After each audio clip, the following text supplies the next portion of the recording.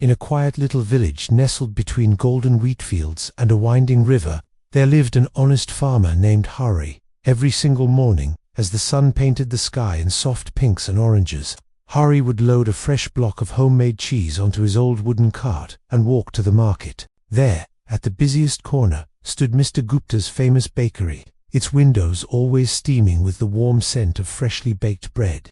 For years, Hari and Mr. Gupta had the same simple arrangement. Hari sold exactly 1 kilo of cheese and bought exactly 1 kilo of bread in return. Because they had known and trusted each other since they were boys, neither ever bothered to weigh anything. Hari would hand over his wrapped cheese with a smile, and Mr. Gupta would fill a cloth bag with warm loaves, straight from the oven. "See you tomorrow, my friend," they would say, and off Hari would go, whistling all the way home. One bright morning, everything changed. A new young assistant named Vikram had just started working at the bakery. When Hari arrived as usual and placed his cheese on the counter, Vikram, being careful and knew quietly, slipped the block onto the weighing scale. The needle stopped at 900 grams, 100 grams short. Vikram's eyes widened. He immediately ran to Mr. Gupta. "Sir, this farmer has been cheating us. For who knows how long he has been giving us only 900 grams while taking a full kilo of our bread." Mr. Gupta's face turned red with anger. He felt betrayed by the man he had called a friend for decades. The very next day, when Hari walked in smiling with his cheese, Mr. Gupta exploded. "You thief!" he shouted loud enough for the whole market to hear. "You've been robbing me every single day. I'm taking you to the village judge right now." Word spread like wildfire, and soon a small crowd gathered as the baker dragged the confused farmer to the Panchayat court under the ancient banyan tree. The village judge, a calm and wise old woman named Meera Devi, listened carefully as Mr. Gupta poured out his accusation. "This man has been stealing 100 grams from me every day for years," he thundered. The crowd murmured in shock.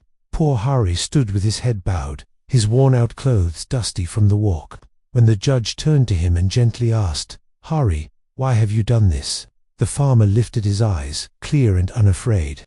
"Respected judge," he said softly, "I am a poor man. I do not even own a weighing scale. Every morning I take home exactly 1 kilo of bread from Mr. Gupta's shop, whatever he gives me. That very same packet of bread is the only weight I have. I place it on one side of my simple hand balance and put cheese on the other side until it balances perfectly.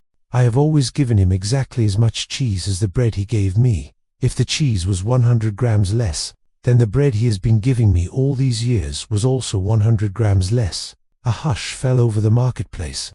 The judge ordered Mr. Gupta's bread to be weighed immediately. Packet after packet came in at only 900 grams. The baker's face went from red to white.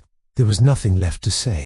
In front of the entire village, the proud shopkeeper hung his head in shame while Hari stood quietly, never once raising his voice raised in anger. The judge smiled softly and declared, "The scales of justice have spoken by themselves today." This beautiful story carries a timeless and powerful truth. Whatever measure we use for others will one day be used for us. When we give short weight, whether in love, honesty, effort, or kindness, we only end up cheating ourselves.